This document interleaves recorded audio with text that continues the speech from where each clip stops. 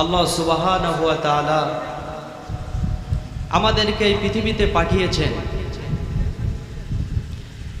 এই পৃথিবী থেকে একদিন আমাদেরকে চলে যেতে হবে। এমন একটা দিন ছিল আমরা কেউ ওই পৃথিবীতে ছিলাম না। আজকের আমরা পৃথিবীতে আসি, আবার এমন একটি দিন আসতেছে যে মাটির উপরে বসা আছে, এই মাটির নিচে আপনাকে আমাকে চলে যেতে হবে। এটা থাকার জায়গা নয়। পৃথিবীতে কেউ স্থায়ী হয় না, হোক না সে ফেরাউন কিংবা নমরুদ। এটা স্থায়িত্ব থাকার জায়গা নয়। ফেরাউন এই পৃথিবীতে 400 বছর বেঁচে ছিল, তবুও তাকে আজকে মৃত্যুর স্বাদ বরণ করতে হয়েছে।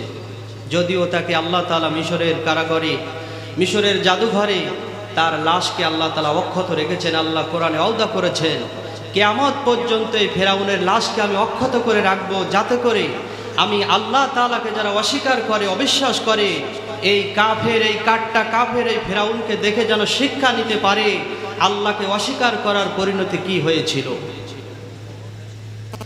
আল্লাহ তাআলাকে চেনার জন্য এই ফেরাউনের লাশটা যথেষ্ট আমি মনে করি, আর অনেক কিছু প্রয়োজন হয় না।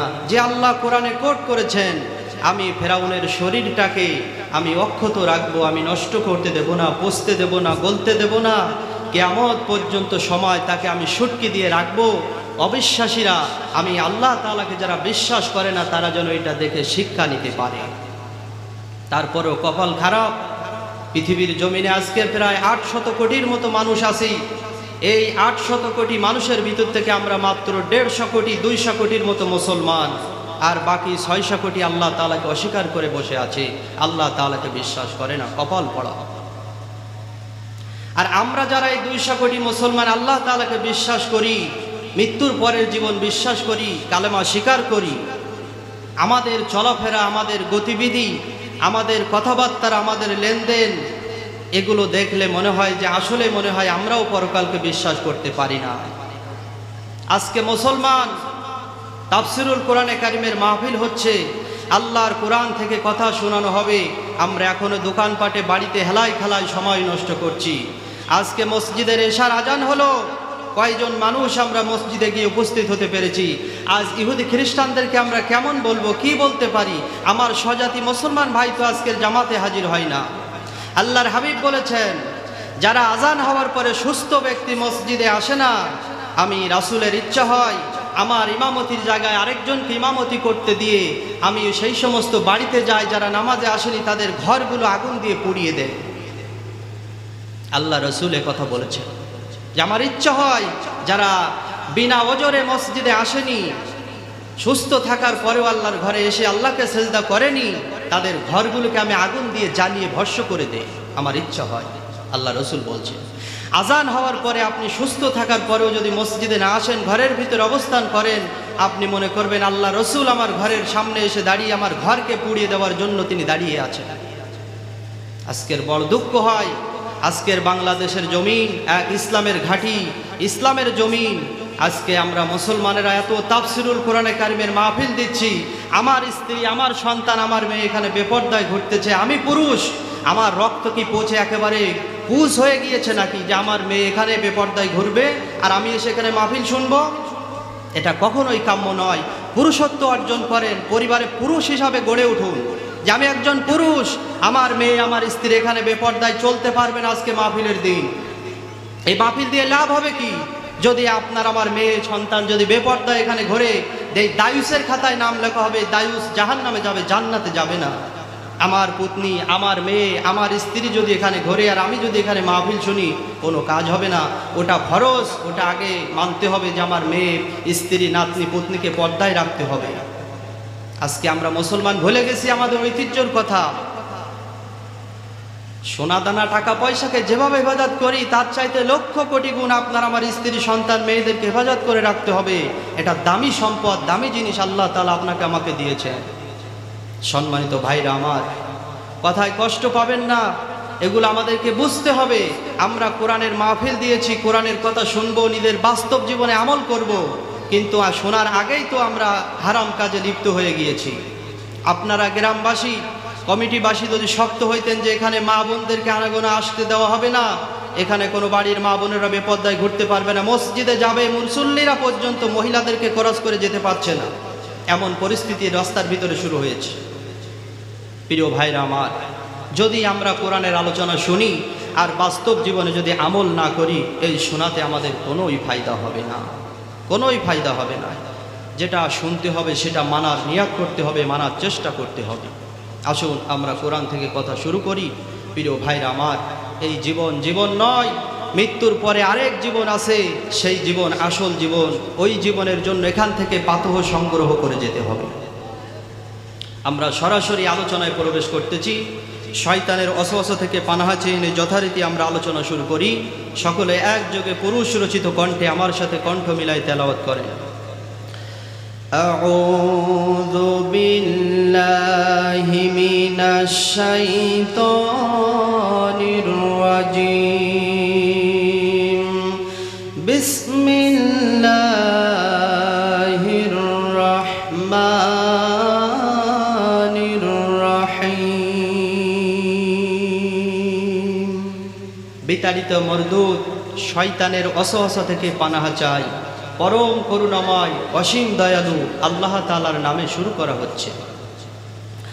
ওয়াকুল্লা ইনসানিন আলজামনাহু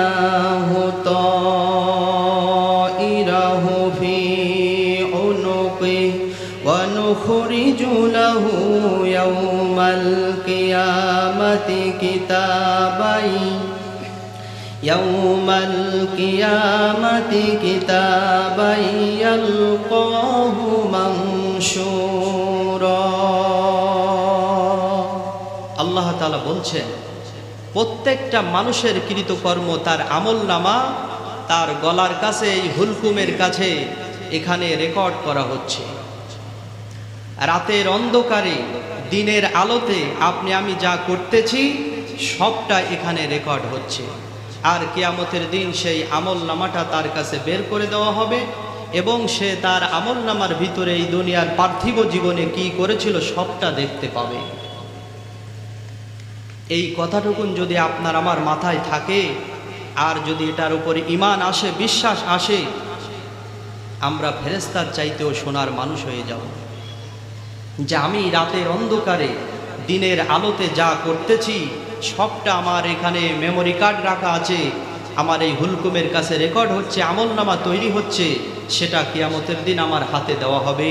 আর আমি দেখতে পাবো যে আমি কয় টাকা ঘুষ খেয়েছি, কয় টাকা সুদ খেয়েছি, কয় ওয়াক্ত নামাজ ছেড়ে দিয়েছি, কয়টা গালিগালাজ করেছি, কয়জন মানুষকে মিথ্যা কেস লাগিয়ে জেলখানার ভিতরে বন্দি করেছি, সবটাই ওখানে দেখা যাবে। এই বিশ্বাস, এই অনুভূতি যদি একবার আপনার আমার ভিতরে এসে যেত, আপনার আমার দ্বারা আর কোনোদিন অন্যায় হইতো না।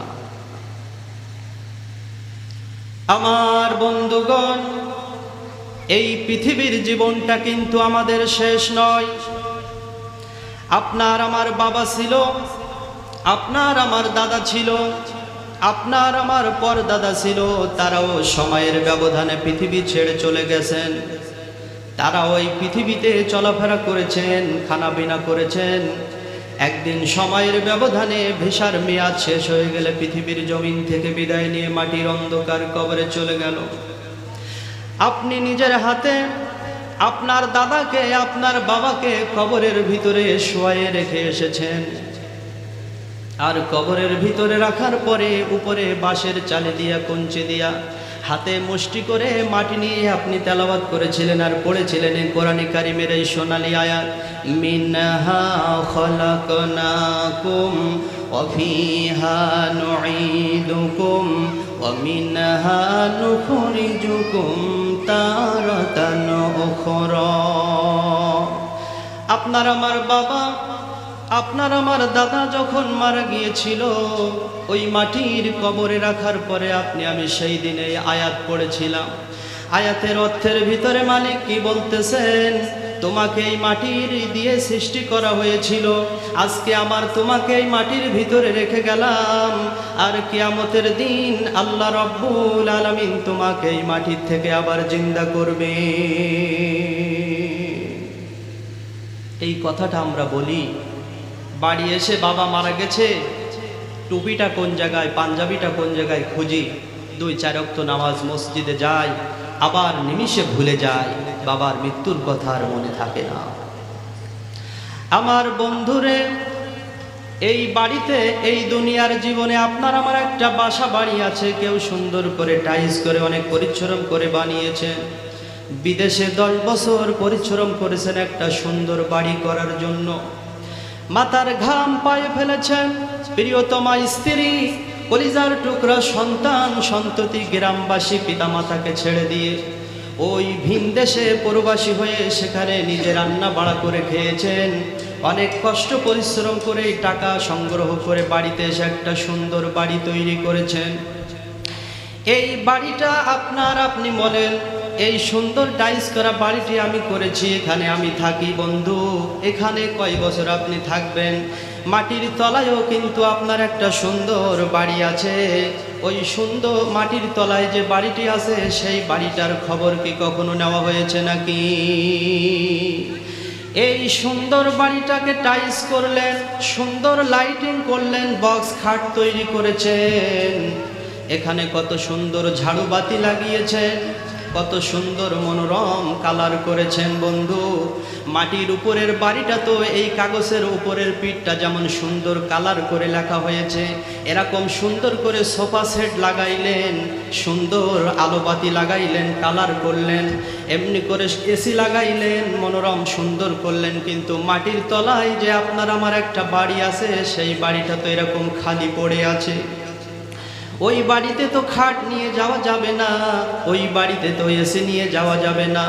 ওই বাড়ির জন্য লাগবে সেজদা, ওই বাড়ি সাজাইতে গিয়ে লাগবে কোরআনে কারিমের তেলাওয়াত, ওই বাড়ি সাজাইতে গিয়ে লাগবে আপনার আমার নবীজির নামের উপরে বেশি বেশি দুরূদ শরীফ, ওই বাড়িটা সাজাইতে আপনার আমার লাগবে তাসবিহ, তাহলিল, দান, সদকা, নামাজ, রোজা, হজ, যাকাত, নেক আমল লাগবে। এই বাড়ি যদি সোফা সেট দিয়ে সাজাতে হয়, আখেরাতের বাড়ি মৃত্যুর পরে কবরটা সেজদা দিয়ে সাজাইতে হবে। বাবা, আজকে ফজর গেল, জোহর গেল, আসর গেল, মাগরিব গেল, এশা গেল, এই 5 ওয়াক্ত নামাজ যে চলে গেল, কয়জন আমরা হাজিরা দিতে পেরেছি?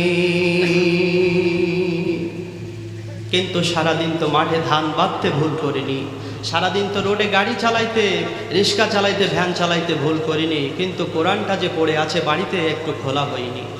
নামাজের জন্য মসজিদ থেকে 5 বার হাইয়া আলাস সালাহ, এসো নামাজের জন্য তোমাকে ডাকা হলো। মাইকে এত বড় বড় হরন দিয়ে প্রতিদিন 5 বার আপনাকে আমাকে ডাকা হয় মালিকের ঘর থেকে, যে বান্দারা আসো, হাইয়া আলাস সালাহ, নামাজে আসো। নামাজে আসলে কি হবে?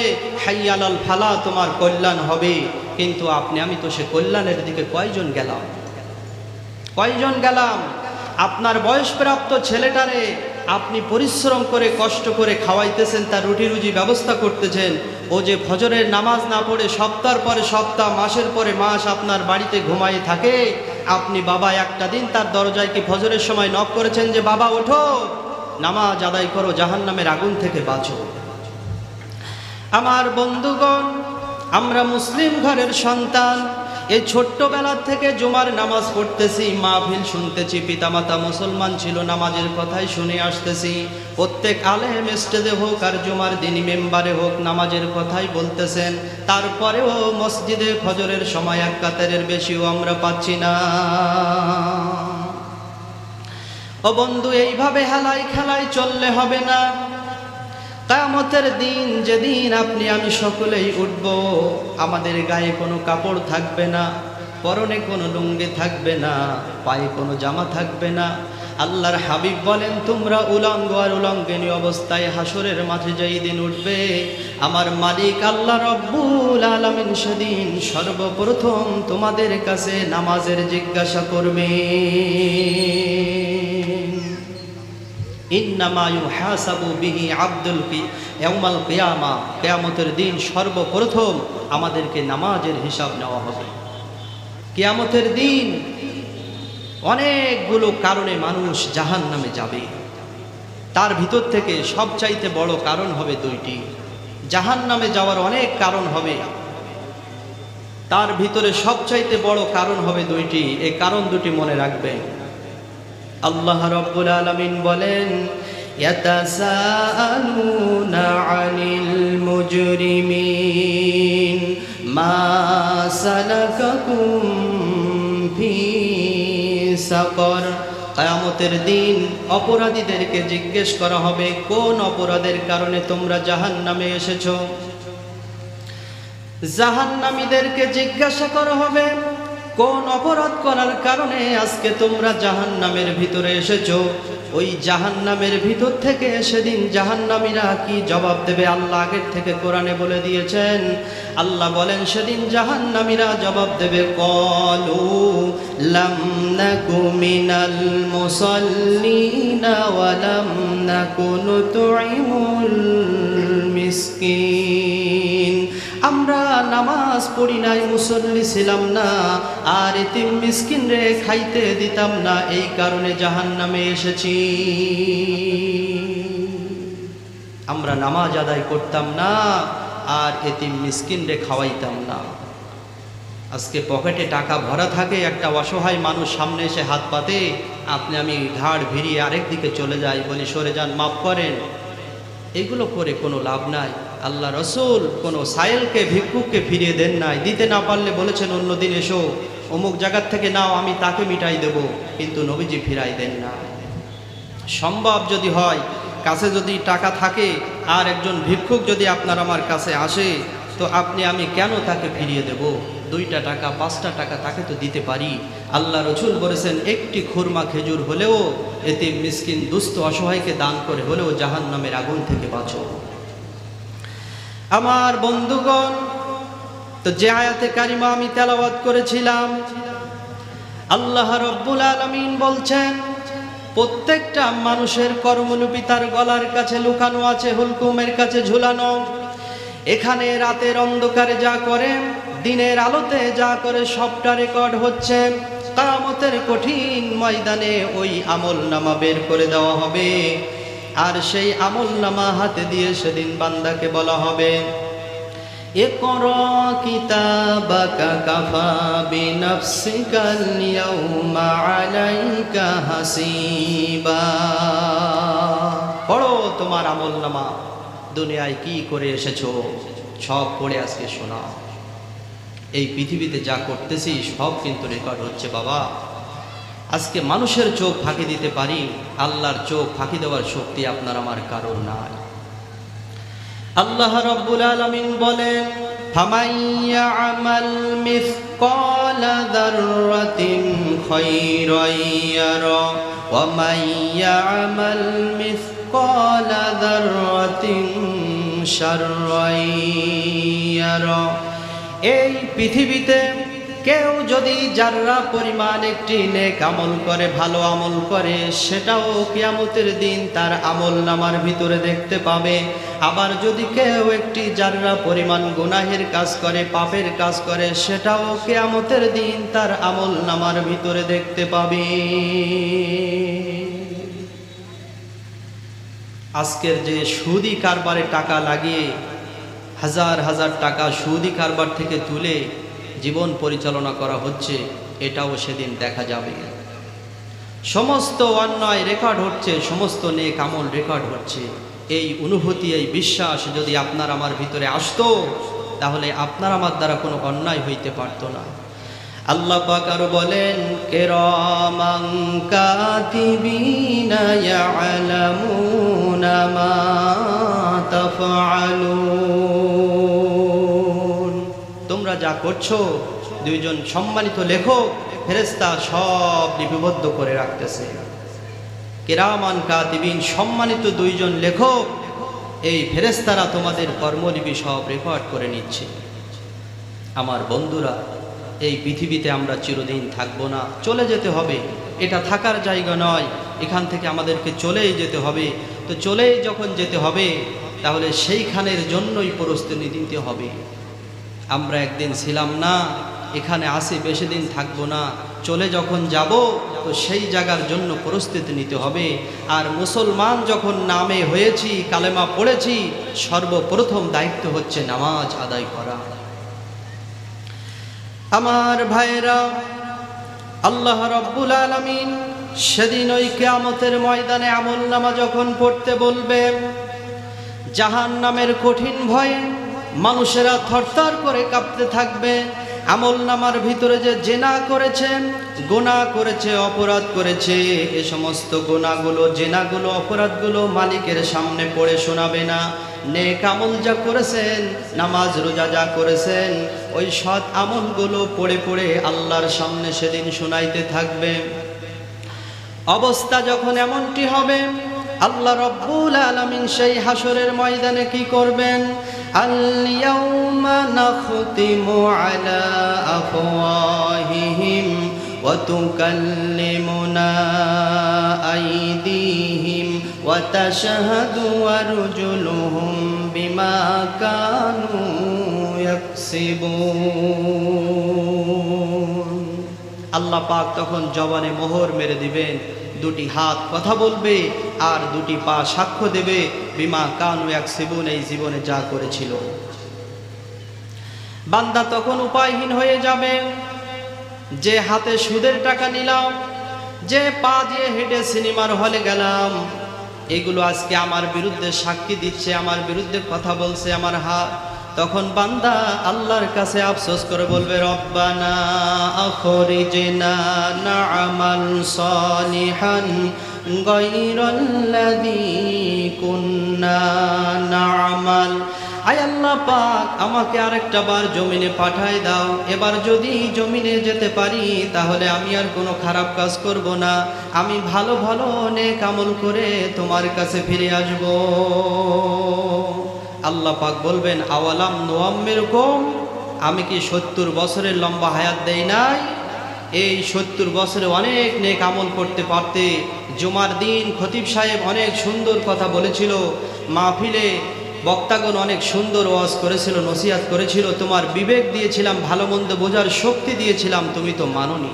সুদ তো খেয়েই গেছো, মৃত্যু পর্যন্ত তো বিড়ি সিগারেট পান করেই গেছো। 70 বছর বয়স দিয়েছি, ওই মৃত্যুর দিন পর্যন্ত সিগারেট খেয়েছো, ওটা ফেলতে পারোনি মুখ থেকে। সুতরাং আজকে আর ফিরে যাওয়া যাবে না। আল্লাহ তাআলা বলবেন, আমল নামা ওজন করার পরে যদি বান্দার গুনাহের পাল্লা ভারী হয়ে যায়, আল্লাহ বলবেন ফেরেশতাদেরকে, ফাহদুহু ইলা সিরাতিল জাহিম, জাহান্নামের পথ দেখিয়ে দাও, তাকে জাহান্নামে ফেলে দাও। সেদিন কি উপায় হবে? যেদিন আপনার আমার আমল নামা ওজন করা হবে, আর নেকের পাল্লা ভারী না হয়ে যদি গুনাহের পাল্লাটি ভারী হয়ে যায়, ঠিকানা হবে জাহান্নাম। এজন্য এখনই সময়, অতীত জীবনে যা করেছি তওবা ইস্তেগফার করে গুনাহ ছেড়ে দিয়ে নেক আমল করা, নেক আমলকে সাথী বানানো। আল্লাহ রাব্বুল আলামিন আমাদের সকলকে নেক আমল করার তৌফিক দান করুন। যতদিন পৃথিবীতে বেঁচে আছি সমস্ত অন্যায় পাপাচার থেকে দূরে সরে থাকার তৌফিক দান করুন। আল্লাহ রাব্বুল আলামিনের দ্বীনের পথে আমাদেরকে চলার তৌফিক দান করেন। আখিরি দাওয়ানা আলহামদুলিল্লাহি রাব্বিল আলামিন।